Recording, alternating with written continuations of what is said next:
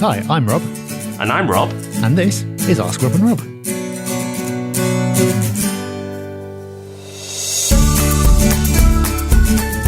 Hello everyone, welcome back. It's Tuesday, so of course, Ask Rob and Rob is back. We get sent your questions, we listen to those questions, and then we answer those questions. Super simple, but hopefully super valuable. So if you haven't got your question in yet, make sure you do. You can add to that value and learn a bit too. We make it very, very simple. You can either call or jump on the internet, Rob. Yeah, give us a call, 013 808 0035. That's 013 808 0035, and you can leave us a voicemail. Or you can go to thepropertyhub.net/ask, so thepropertyhub.net/ask, and record it into your computer. Whichever way you do it, doesn't matter. Just make sure you get those questions in, because we've answered plenty of questions already, but there's always room for more. I don't think we're anywhere close to having answered all the property questions that people have got. So however general or specific it might be, do get that question in. Setting a fine example for everyone is Alex with his question. So let's have a listen to what Alex has to ask. Hi, Rob and Rob. My name's Alex. I've been a listener now for about 2 years, and have recommended property podcasts to pretty much all of my associates and friends who are interested in property, including now my own fiance. The question I had was, I have been introduced to a property recently that we bought at about 20% discount, and I've been told the quickest way to make a return on it without getting too messy and then involved in the property is to put it into auction. But I've never done this before. I developed some small blocks of apartments, and I've never dealt with auctions or buying some property to flip it quickly just to make a quick return. Do you have any advice on how this works and things I should be wary of beforehand? Maybe how much detail I need to get in with the lawyers and structural engineers beforehand to make sure there's plenty of information out there to guarantee a quick sale. Thanks very much. Merry Christmas, and hope you guys have an amazing 2017. Keep up the good work. Thanks, Alex, and congratulations on listening to the podcast. No, I mean on your first investment. Well done. It sounds like you've got a really, really good deal there. Now, you've done the hard part, getting a good deal and getting a discount. But what to do next? Well, you've been told that the quickest way to make a return on it is to get it into auction and sell it that way. What I would, before we get into the specifics of that, and we will answer how to do it, I just want to question the fact that you've been told, is this the right strategy for you? A lot of people have strategy bias. So whatever particular strategy they employ, they will then tell everybody else they speak to that's the best way to invest. But they may have different tolerance to risk. They may have different timeframes they're working to, different aspirations of what they want to achieve. So the bigger general point I'd give here is make sure that you think about the end, where you're trying to get to, your end point, what you're trying to achieve, and then you can start to rule in and out different methods and strategies and approaches. But if this is the right one for you, there are things you can do and books you can read. Yes, there are. If this is the right kind of model for you, so you do want to just get in there and make a quick profit without having to do too much of the hard work. So you're not really maximizing the absolute most you could get out of it, but you're just kind of making a quick, relatively easy profit. Then it can work really nicely. And there's a book by a chap called Paul Ribbons who has made a career out of this, basically. He will buy a house for a really good price. He will do nothing to it. Occasionally he'll make it look a little bit worse just to tempt people in even more. And then he'll put it into auction and make a profit. So really, it's the ultimate example of making your money when you buy. People always say you make your money when you buy. But in this case, you literally are. All you're doing is buying it at one price and straight away trying to sell it for another.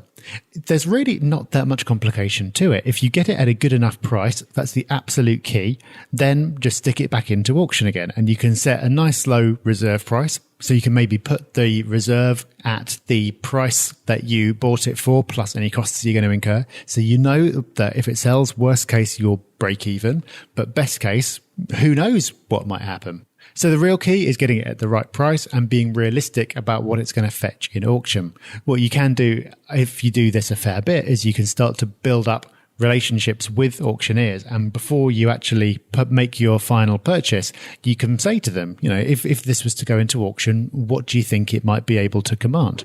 And then, of course, you want to make sure that you're putting it into the right auction. So every auction is different. Some of them are more popular than others. Some specialize in certain types of property or have certain areas. You want to make sure that you're putting it into the auction where it's got the best possible chance of selling. So you can actually go onto their websites and see the statistics about what their previous sales ratios are like. You can talk to them, see how confident they appear to be, and make your decision that way. So there are things that you can do to maximize the chances of success, but really it's buying it at the right price in the first place. So if you've genuinely done that, then brilliant. That's the hard part done. Now go and make your profit. Indeed. And talking about buying at a discount, our next question is someone else who's looking to get a good deal. Hi, Rob and Rob. This is Midlands. I have a question for regarding buying off plan. There is a development near where I live, building 3.5 houses. I'd like to buy off as an investment. I want a really good deal. So I'm thinking about buying in bulk. So what other investors to join me and form a type of investing consortium and do a deal for 10 houses, one each? How do you think a developer would react to something like that? And what sort of below market value do you think would be possible? I'd love to know your thoughts. Cheers, guys. Now, Rob, this is a man after my own heart, getting a deal and being clever about it. I like this. It's something I do myself.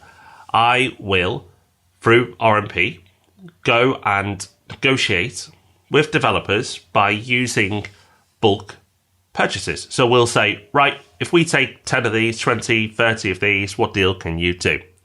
And because of that purchasing power, you may be able to get a discount. The key word is may, because not all sellers are created equal, because some will be very keen to sell. They may have a lot of money tied up in the deal. They may feel a bit nervous about where the market's at currently. They may have year-end targets to hit or half-year targets to hit, or this development might complete when those targets are hitting, or sales haven't been as high as they'd liked and the rate they projected wasn't there. Now, they all may, or some of them may be occurring, and that presents an opportunity for a deal. But if the developer is selling well, it doesn't really matter if you're buying multiple properties. If they're selling, they're selling. And if they can get it at full price, they're going to take it at full price. So just bear that in mind, that while it gives you a definite advantage, it's not a cast iron guarantee that you'll get a deal. So that's the first thing to be aware of. So don't be disheartened if the developer doesn't want to sell. But if the developer doesn't want to sell, there may be another reason, and that's because you're speaking to the wrong person. Now, if they are representing the sales on site, they might be a good person to speak to, but chances are they're not. The people you want to speak to are the sales directors. And surprisingly, they're easy enough to get hold of because most of these developers have websites that tell you who the regional sales directors are, or if it's a smaller company, just the sales directors overall are for these developments, and you can get in touch. Surprisingly so. Look for their email details, look for their telephone number online, and contact them. And you know what? If they don't answer first time, try again, because persistence pays off. So, absolutely, I do believe it gives you an opportunity. Doesn't give you a guarantee, but puts you in a far stronger position than it would be if you were buying as an individual. So congratulations. I applaud your entrepreneurship. I applaud the way you're going about tackling this. I wish you the best of luck. I think that's what they call a value bomb. Very comprehensive answer there. Loads of great advice in there. And what a great couple of questions we've had this week. Two people looking to do something a little bit different from the norm, find creative ways of locking in some good profits. So good luck to the both of you. Now, if you'd like people like our callers today in your life, people who are excited about property, they're finding creative ways of making money, they're doing everything they can to educate themselves, make a success of property and do great things, where can you meet them? Well, one place you can meet them is at the Property Hub Summit.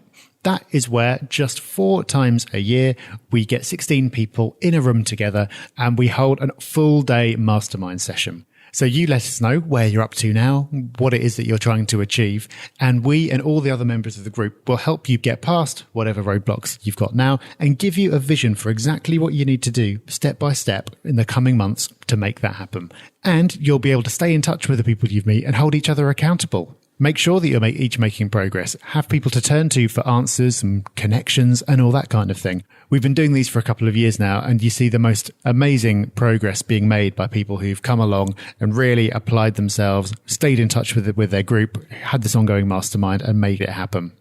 As I said, there are only 4 of them happening this year. One of them has already happened. We've announced 2 dates for the summer. Because we record these ahead, we don't know how many places, if any, are going to be available.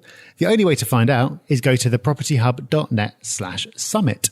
So go to thepropertyhub.net/SUMMIT and see if there are any places available. You can also listen to a little message from us and read a load of more about exactly what is involved. So if you do feel like you want to push on with your investments and really realize your full potential this year, could be worth taking a look at. Absolutely. Another thing worth taking a look at is your phone on Thursday, so you can listen to the Property Podcast. So make sure you join us on Thursday when we'll be back. And of course, back next Tuesday too with more Ask Rob and Rob. But until then, bye-bye.